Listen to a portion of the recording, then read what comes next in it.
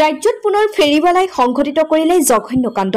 ধৰ্ষণৰ অপচেষ্টা চলালে এগৰাকী 12 বছৰীয়া কিশোৰীক বিশ্বনাথৰ জয়পুৰত ফেৰীৱালাই ধৰ্ষণৰ চেষ্টা চলালে এগৰাকী 6ষ্ঠ শ্ৰেণীৰ ছাত্ৰীক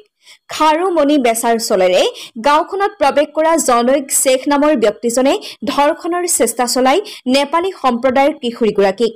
ঘৰত কোনো নথকাৰ সুযোগ গ্ৰহণ কৰি কিশোৰীগৰাকীক ধৰ্ষণৰ চেষ্টা চলালে লম্পটটোৱে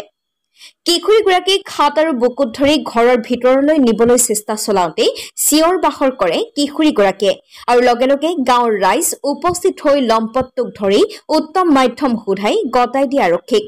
ধৃত ব্যক্তিজনৰ ঘৰ পশ্চিমবংগত আৰু বিশ্বনাথ চাৰিআলিত ঘৰ ভাড়ালৈ ফেৰীৱালা হিচাপে গাঁৱে গাঁৱে ব্যৱসায় কৰে ইফালে সমগ্ৰ ঘটনাৰ বুজ লবলৈ বিশ্বনাথ ছাত্ৰ সন্থাৰ বিষয়ববীয়া বীৰলাচিত সেনা আৰু গোৰ্খা ছাত্ৰ সন্থাৰ কেইবাগৰাকীও বিষয়ববীয়া উপস্থিত হৈ ঘটনাৰ বুজ লয় আৰু প্ৰশাসনক কঠোৰৰ পৰা কঠোৰ শাস্তিৰ দাবী জনায় বিশ্বনাথৰ পৰা নিৰঞ্জন দাসৰ ৰিপৰ্ট আসাম লাইভ 7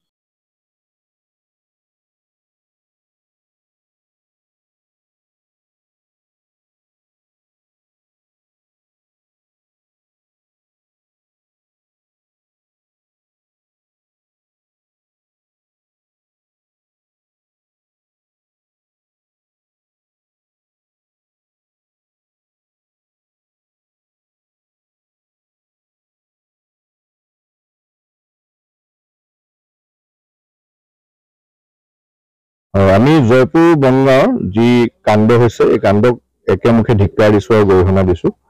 আৰু ইয়াৰ লগত জড়িত যি ফেৰীৱালা ইমান দুঃসাহস কৰিবলৈ তেওঁ ইয়াত আহি এগৰাকী ছোৱালী বা 12 বছৰীয়া ছোৱালীৰ লগত যি মানে কাৰ্য কৰিছে তাক আমি একেমুখে ধিক্কাৰ দিছো আৰু পুলিচ প্ৰশাসনক ইয়াৰ পৰা আমি অনুৰোধ জনাইছো যে কঠোৰৰ পৰা কঠোৰতম শাস্তি তেখেতক বিহিব লাগে কাৰণ এনেধৰণৰ ফেৰীৱালা বিভিন্ন সময়ত আৰু বিভিন্ন ঠাইত আমি দেখিবলৈ পাওঁ আৰু যদি এনে মানসিকতাৰে তেওঁলোক আহে তেতিয়াহ'লে আমাৰ উঠি অহা আমাৰ যিসকল ভগ্নী আছে তেখেতসকল সুৰক্ষিত নহ'ব বুলি আমি অনুভৱ কৰিছো আৰু তাৰ ফলত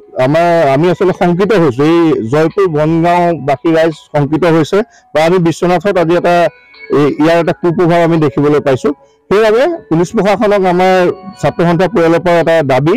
যে কঠোৰৰ পৰা কঠোৰ ব্যৱস্থাৰে তেখেতক শাস্তি বিহিব লাগে কি গম পাইছে কেনেধৰণে হ'ল ঘটনাটো তেখেতে কিবা ফেৰীৱালা এজন আহি চুলি সংগ্ৰহ কৰিছিলে চুলিৰ বাবদ কিবা বস্তু তেখেতসকলক দিয়ে মণিহাৰী কিবা বস্তু দিয়ে সেই তেনে কিছুমান কাৰ্যকলাপে আহি এনেকুৱা দুষ্কৃতিকাৰী কাৰ্যকলাপত তেওঁ আচলতে লিপ্ত হৈছে আৰু